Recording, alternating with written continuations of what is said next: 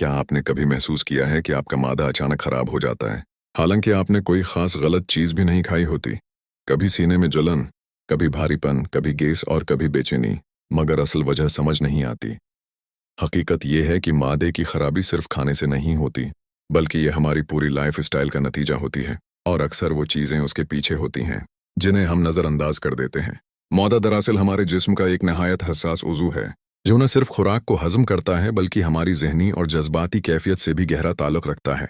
जब हम बेतरतीब खाना खाते हैं, ज़्यादा तेल और मसाले वाली ग़िज़ाएं इस्तेमाल करते हैं, फास्ट फूड, सॉफ्ट ड्रिंक्स और प्रोसेस्ड फूड्स को अपनी रूटीन का हिस्सा बना लेते हैं, तो मादा आहिस्ता आहिस्ता कमज़ोर होना शुरू हो जाता है। इसके साथ अगर हम पानी कम पीते हैं, देर रात तक जागते हैं और जिस्मानी सरगर्मी न होने के बराबर होती है, तो ये तमाम अवामिल मिलकर मादे के निज़ाम को मुतासिर करते हैं। लेकिन यहाँ एक और अहम पहलू है जिसे अक्सर लोग संजीदगी से नहीं लेते, और वो है ज़हनी दबाव, यानी स्ट्रेस और डिप्रेशन। जदीद साइंस के मुताबिक हमारे दिमाग और मादे के दरमियान एक मजबूत ताल्लुक मौजूद है, जिसे गट ब्रेन कंकशन कहा जाता है। जब इंसान मुसलसल परेशानी, टेंशन या डिप्रेशन में रहता है, तो उसका असर बुराह रास्त मादे पर पड़ता है। ऐसे में मादा ज़्यादा तेज़ाब बनाना शुरू कर देता है, जिससे जलन, अस्सिर, बदहज़मी और दीगर मसाइल पैदा हो सकते हैं। सोचें, जब आप परेशान होते हैं तो भूख कम क्यों हो जाती है? या कभी ऐसा क्यों होता है कि आप कुछ खाते हैं और फौरन मादा खराब हो जाता है? उसकी वजह यही है कि ज़हनी कैफियत आपके हाज़मे को कंट्रोल कर रही होती है।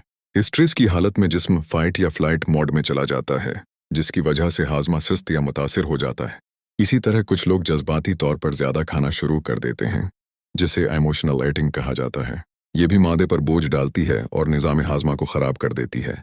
इसके अलावा एंटीबायोटिक्स का ज़्यादा इस्तेमाल, गैर मायारी खाने, आलूदा पानी और बैक्टीरिया भी मादे की खराबी की बड़ी वजूहात में शामिल हैं। अगर हम सादा अल्फाज में कहीं तो मादा खराब होना एक सिग्नल है, एक वार्निंग कि आपका जिस्म आपसे कुछ कहना चाहता है।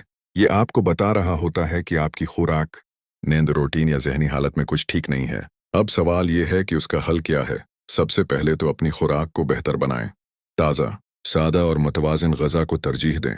पानी का इस्तेमाल बढ़ाएं और फास्ट फूड से जितना हो सके परहेज़ करें। उसके साथ साथ अपनी नींद को मुकम्मल करें, क्योंकि नींद की कमी भी मादे को मुतासिर करती है। सबसे अहम बात, अपने ज़हनी सुकून पर काम करें। परेशानियों को खुद पर हावी न होने दें, क्योंकि जितना आप ज़हनी तौर पर पुरस्कून होंगे, इतना ही आपका मादा भी बेहतर काम करेगा।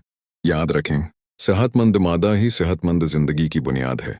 अगर आप अपने मादे का ख्याल नहीं रखेंगे, तो आहिस्ता आहिस्ता ये छोटे मसाइल बड़े बीमारियों में तब्दील हो सकते हैं।